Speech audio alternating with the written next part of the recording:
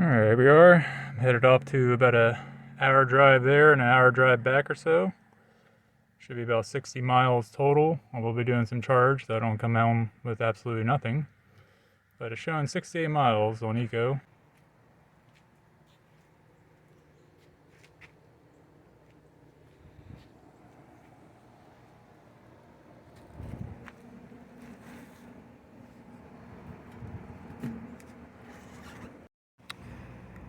Well, it's Christmas and I probably shouldn't be working on this, but you know, it's what I want to do. This wheel had some issues and it wouldn't take any paint. So I had to shoot it with a different kind of paint, which is like a hammered copper. So it could actually take the paint. It was just kept bubbling up and wasn't looking that good. So now this guy is ready for shooting. When you do tape these up, you want to kind of go in a pattern layer, or that way when you go to peel it back, they all stay connected for some, mostly, and you can kind of pull it off a lot easier instead of just putting them. You gotta kind of overlap them properly so you can kind of take it off easier. I mean, just saves you some time. I try to go two-tone. I try to paint the inside black with this lip here that I always hated, and then I was just gonna kind of leave this part gunmetal, but it didn't really work out too well. I kept getting overspraying it, so pretty much everything's gunmetal. Inside is going to be black with a little bit of gunmetal dusting. Guys, thought I was going to skip out on the painting a little bit. I'll spray a little bit here. You can see a little bit of the rust that was going on from the old lug nuts. That's why I had an Ospro overnight, and then I sprayed them with some black and some clear. So here we go. This is this stuff, metallic by Rust-Oleum. So I'm just gonna give it a nice little coat.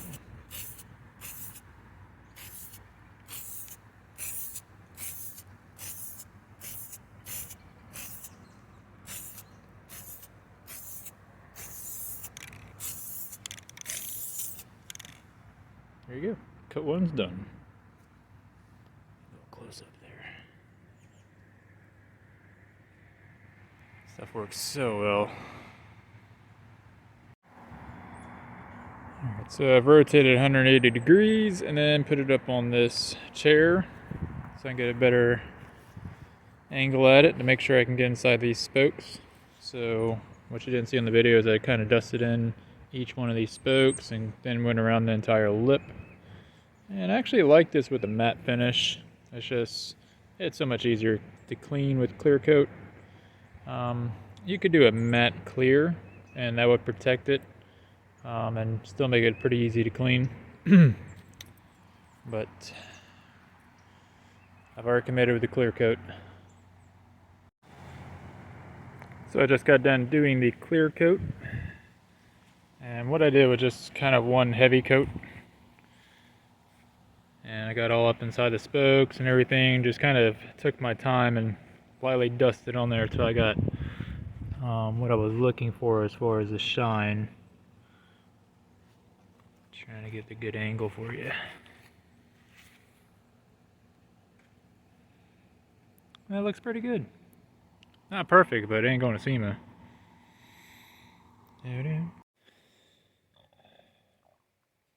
So they probably don't sell that many rotors for electric vehicles since they have regenerative braking. My Civic Hybrid has like 170,000 miles and it's got the original brake pads on there and they look great. They still have probably like 70% of the meat still on them.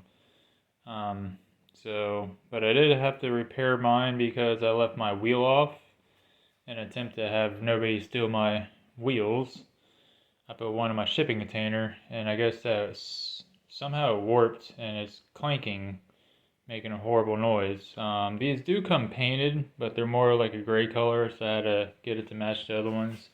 So I did tape it up and paint it, and then paint the inside as well. I will get another rotor down the road, and I did remove my dust shield, just because I don't like the way they look. Alright, and I use that to kind of scuff it up a little bit. So let's go put this on, and hopefully gets rid of this knocking noise that's been eating up my time and preventing me from driving. And if you're wondering how I figured out what it might be, I just started changing stuff, to be honest. So I had the parts car over there, and I swapped out the CV axle, and I swapped out the hub, and I actually swapped out the rotor, but mine is made in Japan. It's a 2013. This beautiful guy. And the other one is made in Mexico, USA, I'm not sure. I do have adapters so I can put my wheels on. But yeah, this rotor, I don't know if you can see how tight that is, but it's actually rubbing. So you can see how the paint scraped. And it took paint right there, but this rotor is just too big. I guess in Japan they had less metal to work with. I don't know. So I couldn't use this one, so I gotta swap this out with a brand new one. So let's hopefully this works. So I took the other rotor off and put the replacement on there. You can see the lip. It's definitely much bigger.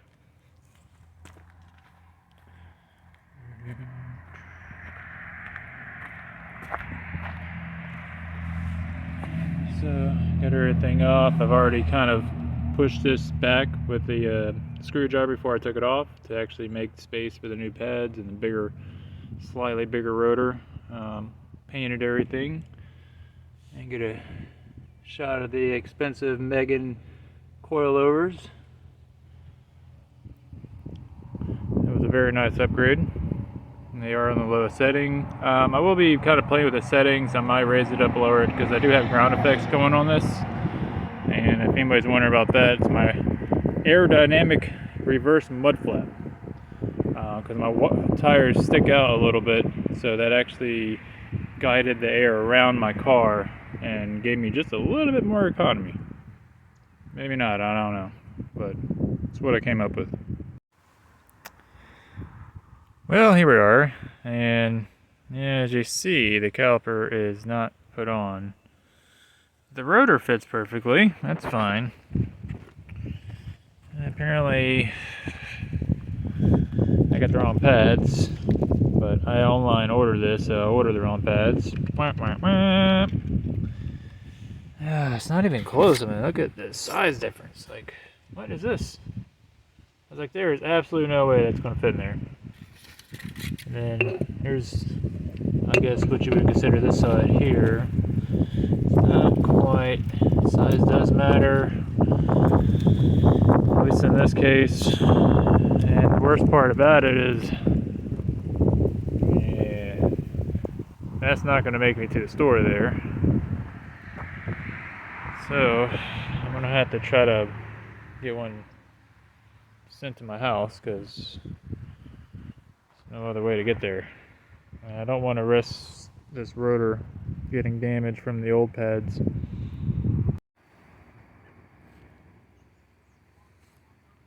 So finally got the right stuff to get this brake together. The Nissan Leaf, everything is on there except for the little V-clips. And this is 90,000 miles of very rough driving. And we'll see the comparisons here of how much meat is there. I don't know if I could just kind of put it that way. You can kind of see that's 90,000 miles. You can see where their wear indicator is at. Here's the other side. A little bit more on that one. But still a good amount of meat on there. Not bad for 90,000 miles. And those are some premium golds from CarQuest. Alright, she's all back together.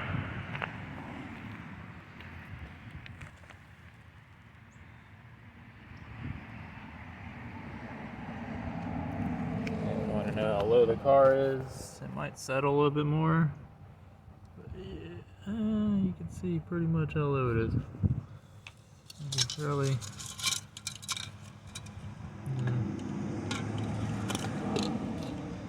That's another reference.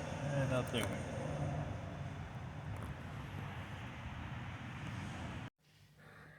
So, going on a little test drive here, I noticed I got my ABS lights are on. Brake lights and stuff. A little squiggly line up there, which isn't traction control. That's traction control, so that's stability. Just tied into ABS. So I believe I damaged the ABS sensor when I put the wrong rotor on, which is great. And also, I think this hub bearing is bad.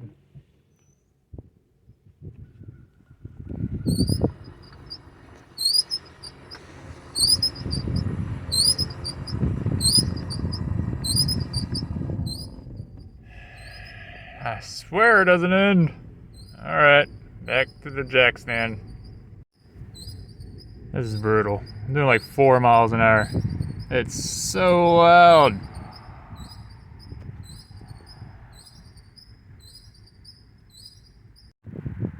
Alright, so the wheel's back off again.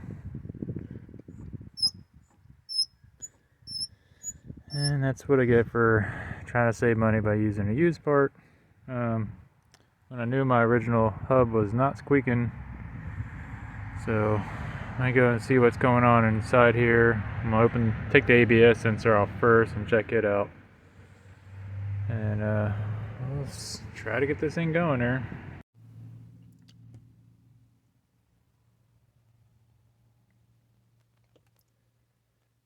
I have a fireplace. Workshop, don't you? Yes. You got your Christmas tree? Mm-hmm. This is Christmas morning all over again. Isn't this fun? Here, we got a little unbelievable. Their gift to you is a new Santa chair. Oh my gosh. That was the old bed frame Yes. that you had in your office. Yes. Yes. I'm gonna have to try that. You're gonna have to sit on the lap there. Pick an age. All right, you're right at the top of the list. I'm at the top of the list. And as you can see, I have rigged up some weird extension cord, and I'm charging at like 6 amps. Yeah, there's another one. Yes, I will be doing a part 3 on this guy. It's coming soon. It's been pretty busy. Follow this wire here. Follow it. Look, another connection. I do not recommend this, but it does work. So I just kind of cut my extension cord and splice it into my 220 outlet here by the dryer. So it's charging at about 6 amps. And there's another sneak peek of something I'm working on. So it's been charging at 6 amps last night and today. It's been at about 90. It hasn't slowed down at all. It's at 98%. So I feel like it doesn't know where 100% is yet. It's kind of getting there. And I'll report back once it finally makes it to 100%. So here we're at 94.8%, showing a voltage difference of 12 millivolts, 4.061 lowest, and the max cell is at 4.073. For anybody blind watching my videos. I need to connect again. 7 issues here. There's another chart here, and then there's the main chart there. So yeah, it's showing about 13.2 kilowatt hours in there, and it's still pulling juice, but not showing on here. But I think it's just not connected at the moment. Let me connect again.